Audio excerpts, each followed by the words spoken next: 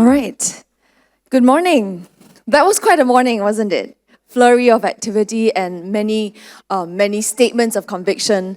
I am extremely privileged to be moderating this fireside chat now with Datuk Professor Dr. Muhammad Faiz Abdullah, who's the chairman and chief executive of ISIS Malaysia, and he is very well known, a veteran in the international scene and on ASEAN. And Datuk, thank you so much for joining us. I really appreciate the time. I think I'll just dive right into it, and let's start with the global picture. We have heard from our dignitaries this morning that 2025 has been an unprecedented year. It has also been the year that Malaysia has taken the ASEAN chairmanship. But we've seen a shifting of the rules-based order as we know it since World War II. And we are today facing a multipolar world, and Southeast Asia is often caught between major power rivalries, observable today in the form of trade tensions, supply chain disruptions, and unequal access to finance. At the same time, I noticed an interesting observation that you made of PM Anwar's visit to France recently, where you say, Southeast Asia is done being spoken for, let alone spoken down to, and that if Europe wants to be present in the Indo-Pacific, it must learn to listen. And also at the recent BRICS forum, that the developing world can no longer be seen as peripheral players in a system built elsewhere, and that we now are rising powers in our own right, armed with moral capital, technological capacity, and economic ambition. So with a global environment that is, increasingly seeing commerce being increasingly subordinated to geoeconomics, how can ASEAN leaders across business and policy begin to respond? There's a lot to unpack, actually, Jessica. Usually, pack a very strong one there. But I want to start with three key words. I call them the three C's when it comes to diplomacy. The three C's are coordination, coherence, and, of course, what is known as the categorical crystallization of information across the whiteboard. These are the three C's. I'll come with the first one, coordination. And this is where the question comes into play. This is where ASEAN, another C, centrality comes into the picture. You can do all you like, you can agree with all kinds of things on paper and then maybe in conferences. But when push comes to shove, if you do not have that coordination, the centrality will not be actualized. And we are now facing a very, very tough case. You might want to question me later about it's in relation to the coordination in relation to what is known as, quote-unquote, Liberation Day tariffs. You ask around and look at it. Where is the centrality? Where is the coordination? And if you're going to ask the particular member states, they say, why should we coordinate? Each of us will have its own existential trade interests, economic existential interests. We can't coordinate that. We are given 40%, we can't coordinate. You tell it to the Vietnamese. They can't coordinate the same way they can coordinate with, say, Singapore, which has been given 10, 15, or the most 20. Or even Malaysia, initially 25. Or Philippines now, and of course now Indonesia, which has decided, with all due respect, no offense to anybody from Indonesia or those representing diplomacy, I believe Indonesia among the first to really cast and wave what we call the white flag diplomacy, which is utter capitulation, surrender. If you look at the terms, it's not been finalized, but based on what we know or what we have been told, it is utter capitulation without getting anything back. Where's the coordination here? There is a justification for non-coordination when there's existential threat. And therein lies a problem with most groups. And that is not germane to ASEAN. Look at the European Union. Look at other blocs. And when we come to talk about the global south and the global north, there is also vast differentiation. So to answer that question, I will go back to that. What does it mean now? It means that we have got to go beyond the traditional time-bound or time-honored categories. If you go back to ASEAN, everybody cites these three main time-bound things. They call it the three pillars of ASEAN, which is, of course, the first pillar. Maybe some of you might be able to help me here. political security. Second pillar, economy. And third, of course, is, you dance around, I come and visit you at the end of the day, have cigars and all that, the social part. These are very effective at the time that it was formulated. But are we still stuck there at the age of near generative artificial intelligence? Should we be hidebound by those sort of pillars? I'm sure you agree we cannot be. Do we cast away them? No. We need to, there we come to the second C, be coherent in how we are going to articulate and interpret that. So that is my broad answer to your very broad question just now on that part. Thank you. Yes. Thank you. Thank you so much, Datuk. Since you are throwing away your script, I'm not throwing away. It's my at the backdrop of my mind. Yes. This is the backdrop of the windmills of my mind that they call it. Yes. No, I Yes. I love the spirit of the Fireside chat, Yes. and as you can tell, we've got some very candid answers here. You know that it's on record, yeah? Yes. Just checking. I want to actually also, ask this question. I was actually in Hamburg recently, and I spoke to Achim Steiner, who has been an international diplomat for many years, 30 years, and just left the UNDP. And he had made this really important observation, is that today, countries are obsessed with the fact that my enemy is my neighbor, and that national security is a huge issue, and now we're seeing billions of dollars diverted from climate change and education into defense and the militarization of the world. And what's happening at the same time really is that the true threat to humanity is pandemics, runaway climate change, and the social breakdown of our societies and our social compact. And so he was actually commenting about how we are now facing an unprecedented disruption and a weakening of our multilateral institutions, and also the lack of investment into international cooperation. And I really like what you said about cooperation, because if we can't coordinate within ASEAN, how can we get anywhere? So just to sort of use that context and talk about sustainable development, it is a global commons issue. And we are now, in a Malaysia where you've put inclusivity and sustainability at the top of your ASEAN agenda. How can we actually begin to react with the world to put sustainable development, the SDGs that are only 5 years away the deadline, but the speaker earlier said we're actually 32 years behind that.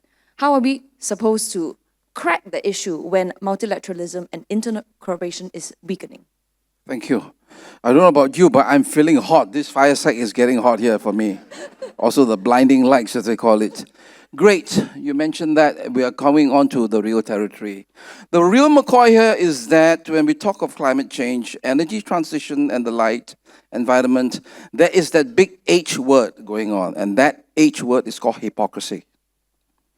Let's agree there is a lot of hypocrisy going on. Don't get me started on North-South divide, but even on that subject itself, one of the biggest pet peeves I have with this hypocrisy is that while the North keeps on harking about the need for environmental consciousness, the need to go for net zero greenhouse gas emissions, and the promise of billions to those who will be doing what they're supposed to do. While the promise has been great, the delivery has been next to zilch. So that's hypocrisy for you. So do not push on developing nations, developing economies like Malaysia, most of ASEAN, and a lot in relation to Latin American countries, and a whole lot of the African countries, Central America, Central Asia. Do not push on them this issue. What are you doing with SDGs? How is your ESG coming along? Until you put your money where your mouth is. So that, I hope we agree. But having said that, are we going to resile from our positions of what we've been talking about? As far as Malaysia is concerned, I think we are doing a very good job in the promise. The promise reflects the ambition, but the ambition, between the ambition and the realization, falls a great shadow of uncertainty. That is our test. And that test can only be satisfied if we do two things. We have political stability and we have economic prosperity. Now that's the test. I think I don't need to talk to a converted audience here. You are people from the corporations, you are people from securities, the like, whatever it may be, across and media. You are more familiar with this topic. All I can say is that you cannot do anything without money. As they say, is the economy stupid, right? It is. If the economy is not doing well, you can say whatever you like. We're not going to do well. But there's a big but here, because the commitment is always there, and that can be fulfilled. How can we relate it to ASEAN member states? Two things. There's a great asymmetry here. You can't compare Singapore and Brunei, for example, in terms of, per capita GDP and actual GDP. But you can compare with the CVLM. You can compare with Cambodia, even Vietnam, which is going up very fast. All due respect, Laos, and then, of course, Myanmar. And now with Timor-Leste coming into the picture, the doctrine about the need for inclusivity is even more stressed here. So all this must be taken into consideration when we talk about how we're going to react to this. Perhaps you might want to ask me later about, the differential in between Global South and Global North. I'm not trying to, put questions to you. You're supposed to, but I think you might want to talk about breaks and things later. Yeah. But at this point, I think I have to make that very clear. When it comes to SDGs, everybody is talking about we need to fulfill this, we need to fulfill that. What about those guys who were supposed to fulfill in the first place? Is there enough political will to have a unified voice at the UN and all other places, not to mention COP conferences, the next one which is coming up soon, to force them to say, come, let's put your money where your mouth is, and let's see the money on the table. Yes. Thank you very much. Following on from that question, one of my questions was about the Global North and the Global South. And of course, we've seen the BRICS platform emerge as an alternative to what has been quite a Western-dominated global order. But we've also seen international agreements like the COP meetings and the Paris Agreement fracture because the United States has walked away from it. And then we've also seen China stepping up and doing a lot in terms of climate change and green technologies, really sort of drilling down the cost of wind and offshore and onshore, onshore and offshore wind, as well as solar, electrification and batteries. In your perspective and having surveyed the world, how do you see this North-South relationship evolve, and how can sustainable development outcomes be then optimized in this relationship? Thank you, Jessica. Your question is right on the spot. It should be framed perhaps within the bigger picture of what we call the pink elephant in the room. And that elephant is the major, huge rivalry between the United States and China. All roads lead to that particular paradigm, because decisions usually are reflective of the need as who should be the bigger hegemon. There's no question that America insists that they are the number one hegemon, and they shall remain so. Under the Thucydides trap or the doctrine, it says that there's only one power that could be the hegemon. All the other powers, regardless of who they are, and this is all the more so because of China, will have to be suppressed. That is the ideal, but what is the reality? So we frame that question first.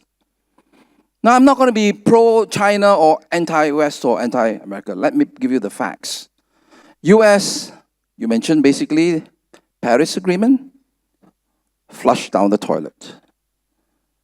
Liberation Day tariffs, I feel like having tariffs. I don't mind sharing with you, 3 months before Trump came to power, I was on an interview with Melissa of the Astro Awani. I'm not trying to say I was prophetic. The question was posed to me, what do you think Trump is going to be like? And I still remember what I said. I said that, let me be a bit candid here. I'd like to use the alliteration. Trump alliterates with tariff. Trump, tariff, Trump, tariff. Tariffs, tariffs, and more tariffs. And lo and behold, what did we get? We get this Trump tariffs. Now, they are doing this, there's no question they are not following what we call the quote-unquote international rules-based free trade order. Whose rules and what order? That's nonsense, it's not there. At the same time, you see China is doing a lot when it comes to this. But there is a trust issue with China. There is a credibility, optics issue with China, rightly or wrongly. There is still the view that much of what constitutes the Chinese competitive age is not really free market, is not really free enterprise because of the quote-unquote, the power and strength of the state behind it. We can talk about this till the cows come home. We don't have time for that, but we have to factor that in. So we have a balance here of inequities. We can't say one is really correct and the other is totally wrong. There is a balance there. So within that, when we want to judge, when we want to discuss what they can do, we have to have that in mind. Now, having that in mind, I still say that the Global South needs a lot to be done. Hence, we have been traveling quite a lot lately. I also just came back together with the Prime Minister from the Rio BRICS conference. I don't mind sharing, and many of you might be aware that even though we are just partners, we are not full members yet, the Prime Minister was given the honor to address a full BRICS business forum. I think this is where you guys would have been there, would have loved it. It was a BRICS forum which turned, if you don't mind using the word, which turned more like a rock star gathering. Because almost every sentence that the Prime Minister made, there was an applause. And after the translation, see how good that is. It's good because there is this great feeling that is a relatively small middle power, just a lower middle power like Malaysia, punching above its weight and daring to say things to the Americans, to the West, up yours, we're going to fight for ourselves. That's why we're joining BRICS. I think that's a great statement to be made. However, we do not know what will be the real fruits of getting these BRICS. But what we do know is that it opens up what we call strategic diversification alternatives. That's what we need. You need strategic diversification alternatives. It may not be the best, but it is something there which you can decide at the right time. And don't you think so? With tariffs coming on the way it is, you can't lose when you have a different alternative. So it has got to be within that context that the answer and the details will be filled in there. That is very interesting. But within BRICS itself, we see a divergence between petrostates, and we see, other countries that are perhaps more progressive on things like sustainable development and clean technologies. How do you think the BRICS platform can resolve such a dissonant position? First of all, BRICS is not geopolitical bloc. Please understand that. I don't blame anybody for thinking, first of all, wow, are we going to get into another huge bloc? That could be the general understanding, because BRICS, first of all, represents one of the huge countries here, Brazil, Russia, India, China, South Africa, and generally known to be very, very, very, what do you call it? Vociferous. They never keep quiet, these Stubborn. countries. Yeah, stubborn, perhaps, not really. Yeah, you can say though, steadfast is the word, yeah? Vociferous in stating their claims. But we are joining on the principle that we are getting to a geo-economic setup, not a geopolitical, not even geostrategic in that sense. So the balance of powers in relation that does not arise. Pound for pound, we are still much stronger with the United States when it comes to defense. Not to mention FDI is the highest. So all this talk about Malaysia pivoting from the Americans, from America to the Chinese has no leg to stand on. Because the facts speak for themselves. Even the trade numbers last year, there's balancing. It is true, trajectory for the last 5 years, China has been mounting it up, but has got some domestic issues now. The fact is that we're still very strong. So, in spite of that, we are joining BRICS for diversity. So, anybody who throws the flag that we are changing partners, midway, does not have any basis to counter that. Having said that, what does it really mean for ASEAN itself? You look carefully, not all ASEAN member states are with BRICS, but not all are against BRICS. So that speaks for it. Not even all ASEAN members in relation to that are members of the CPTPP. This is where ASEAN centrality is shown to be in realization, in spite of the other problems. If you're going to ask me about Myanmar, we had the 5-point consensus. That's clear centrality. But when it came to actualizing it, making the thing work, it didn't work the way it was because of the failure. Some member states were very strong. Some member states said, oh no, let's take it easy. We have already agreed on a 5-point consensus. Leave those guys alone. Don't do anything more. Some others, like Malaysia, initially says, no. We cannot allow a military junta killing its own civilians to be part of the ASEAN member state. I think that's very strong.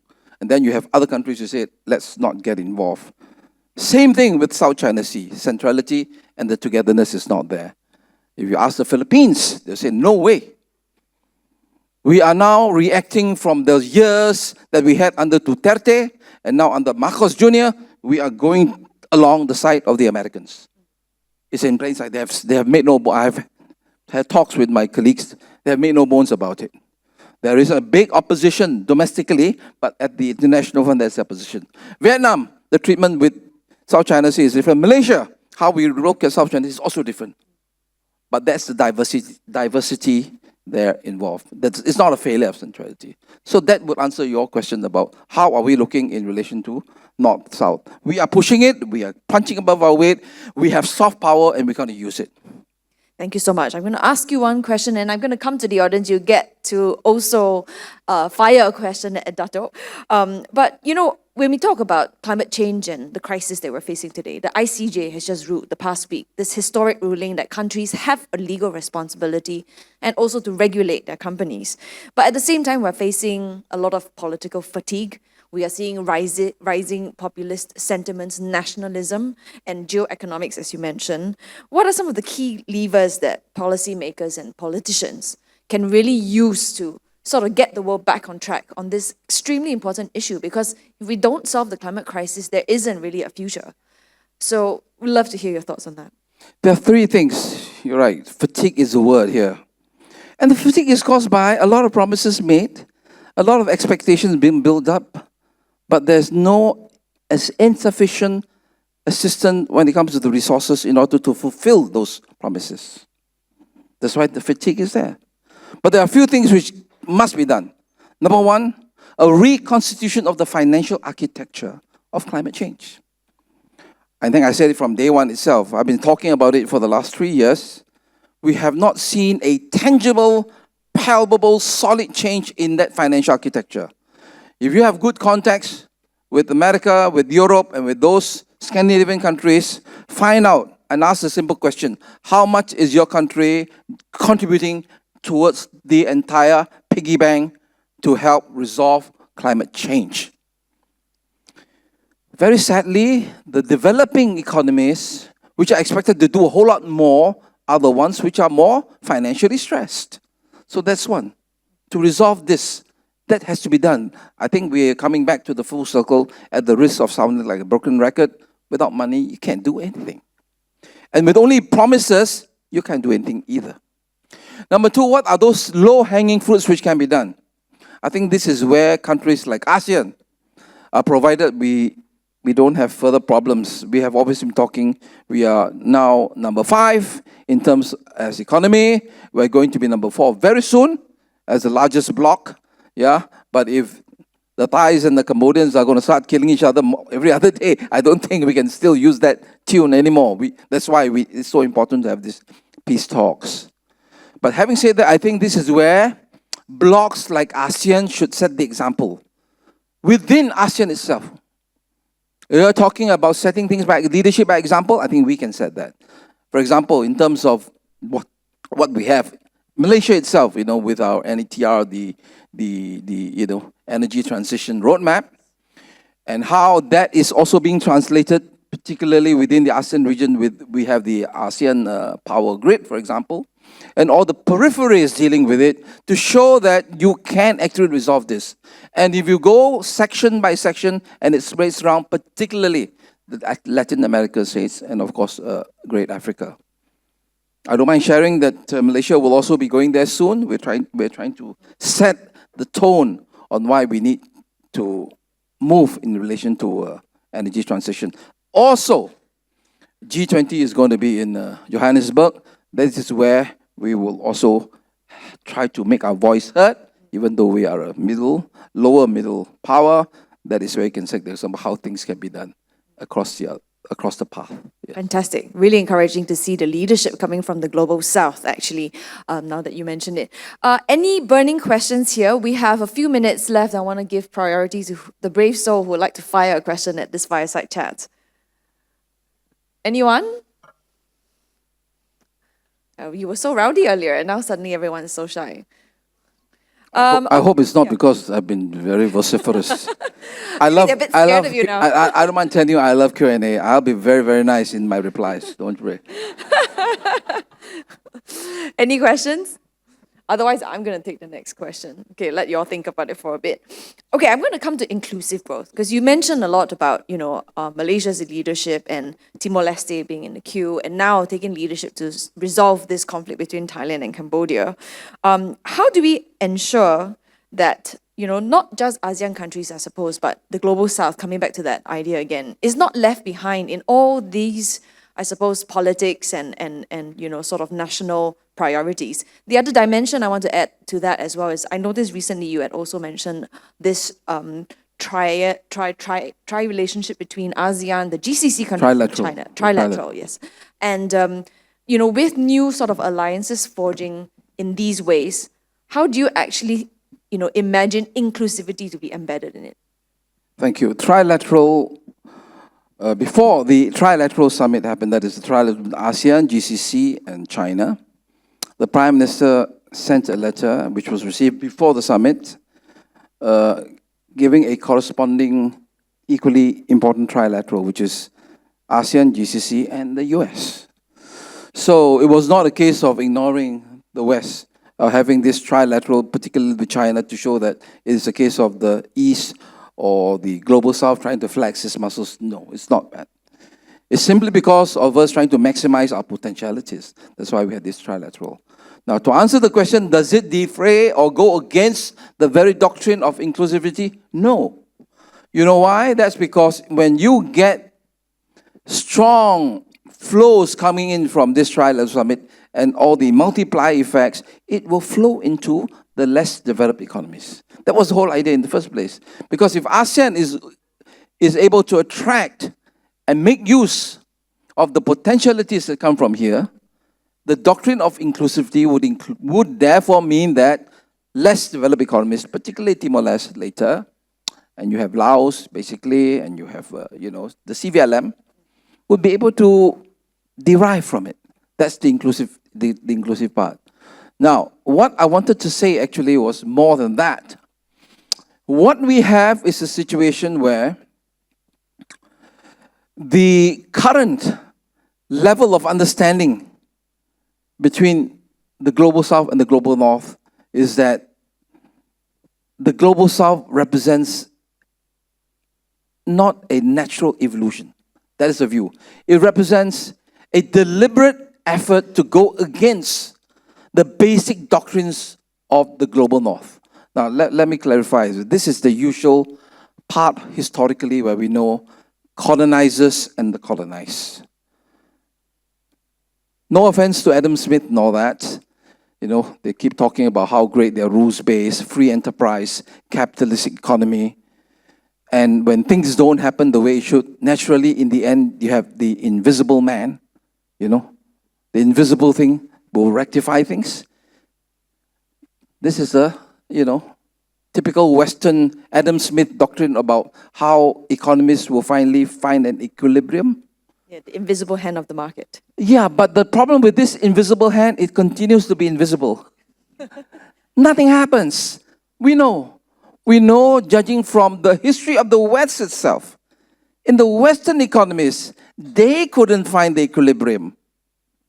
Invisible man with invisible hand continues to be invisible and nothing is left between. Hence the need for the global South to say, we need to help. We need to have the state to help, to give them a helping hand first and to get things going. This has to continue. And this is where we, as a growing economy, will not be seen as being away from the general tide of things. And perhaps here, if I'm talking to, a securities sort of mindset, the need to develop and build on capital investment, building in relation to the equity market, debt market, and things like that, we are not against. The policy is not to be against business or against development of capital, but it has to be a value-based where there is always a need at the back of our mind to prevent the extension of social inequities. Because if the rich get richer and the poor get poorer, the total sum will not be exponentially beneficial for the rest of the world. That is the position. Very well said, Datuk. Thank you very much. Now, final call. Any burning questions? Otherwise, I will end this fireside chat. Oh. Thank you. Datuk, I'm Wahid from WF Malaysia. Yes, how are you? Thanks. Fine, thank you. Sorry, couldn't join you in the Rio the other day. I had too many conflicting engagements. Now, you mentioned about the importance of strategic diversification. I think most of us are fully sold on that. I think it's actually is a good move. The challenge, however, is that when you deal with superpowers, they have a way of singling you out. So, for example, when it comes to the Americans with Indonesia, notwithstanding that Indonesia is part of BRICS, so they're still able to actually deal with Indonesia directly. Likewise, in the South China Sea claims, China will not deal with ASEAN as a bloc, but will deal with the individual countries. So, how do you navigate that and making sure that as a bloc, we have that collective strength as opposed to individual weakness? Thank you. Yes, great question. Now, the problem with that is that how to navigate the treacherous waters. There are two things here. The treacherous waters of geoeconomics and the treacherous waters of geopolitics. And when you're dealing with superpowers, geopolitics prevails over geoeconomics, which is to say that there is a question of perception and there is a question of an expectation of submission. You can talk to anybody in the area. They will expect, if you are prepared to wave the white flag first, and then Trump will say, yeah, they're good, therefore we'll do the concessions. But how can this go on? This is just a perpetuation of the days of colonialism. This is neocolonialism. I would say this is a cookie cutter type of get out of my way, I'll take you over. Just like when he took office, the first thing he said, even to Canada, they're going to make get the 51st state, or also taking over Mexico and things like that. Is that kind of new, fangled form of mercantilism? The colonialism that was deep veined in their psyche is now resurfacing under, Make America Great Again, under this great, I don't want to use some strong words here, but can I just mention, abscinding and all that? So anyway, that's secondary. You've got this strong sense that they must take over things. And therein lies the trouble. But is that the way to deal with the backyard bully? Are you saying that by capitulating, let's just take the example of Indonesia. We're going to Indonesia today. But let's take this example. Let's hope the details don't work out exactly the way I had, sort of predicted. Let's hope it doesn't come out that way. But if it does it mean that the Americans are going to say, thank you very much, we're now going to give you all the concessions that you need? No. They're not going to give you. We always know that when the bully strikes your head and you give your feet, they'll go for your ears. It's not going to end. And even something more, shall we say, insidious in this case, looking at we might fear, I don't mind saying it aloud because I'm writing about it, that the Americans here might use this situation in Indonesia as a backyard, as a back door to do transshipment of other things, goods. And that completely undercuts the doctrine of, quote-unquote, rules-based free trade. Whose rules and what order? So that is how to navigate that depends on two things. The level of gravitas that the leader may have in order to face the other side and say, look, we understand your position. We are not going to be reacting historically, but we do have a principled stand. And these are the things that we can agree to. And these are untouchables. And this is our position. The same thing that you say, take it or leave it, we're going to say, take it or leave it. But we are giving you quite a bit here already. But we need to have something to restore our dignity as a sovereign state, our self-esteem. And not give everything and turn the other cheek again, the next slap. That's not how we want to. If my advice is being sought, I'm not saying it is, that would be my view. And that is the view of track 2 diplomacy. I hope that answers your question, Tan Sri. Yes, thanks. Fantastic insights. Thank you so much, Datuk. Just my final question, looking ahead, what is that one geopolitical development that you hope to see for the rest of 2025, with the ASEAN chair being in Malaysia's hands, that will move the needle on critical issues of sustainable development? Thank you. Yeah, thank you. It's good. We're coming back to ASEAN and the region. We can't be speaking for the world. I do think, and I have given that some thought, I'm not taking this out of my hat, I do think that we need what we call a regional comprehensive framework for what is known as a climate resilient infrastructure investment. I'm sure you guys agree with me. We need infrastructure investment, but it has to be climate resilient. And that cannot be piecemeal. It has got to be comprehensive. And comprehensive framework means cut across all the major barriers within ASEAN. It takes time. It won't be easy. It needs a lot of thinking, needs a lot of implementation, but we cannot go for low-hanging fruits alone. If it's there, we take it, but we always leave some of the important seeds behind and some of the important twigs that we don't branch off the whole thing until they can grow some more. But the long term is needed. If I might want to repeat myself, a regional, comprehensive framework for climate resilient infrastructure investment. Because if the infrastructure is right, the roots will be there and the branches will go upwards. And that's when we have our full flow of proper energy transition and environment-friendly paradigm for the region. Thank you. Thank you so much for that inspiration and something specific that the region can work on. I hope that we'll be able to see that, on the ASEAN platform with Malaysia's leadership. Now, this has not just been a really exciting fireside chat, it has been very hot and spicy too. So please join me to thank Datuk for such a wonderful conversation, helping us navigate the global developments. Thank you.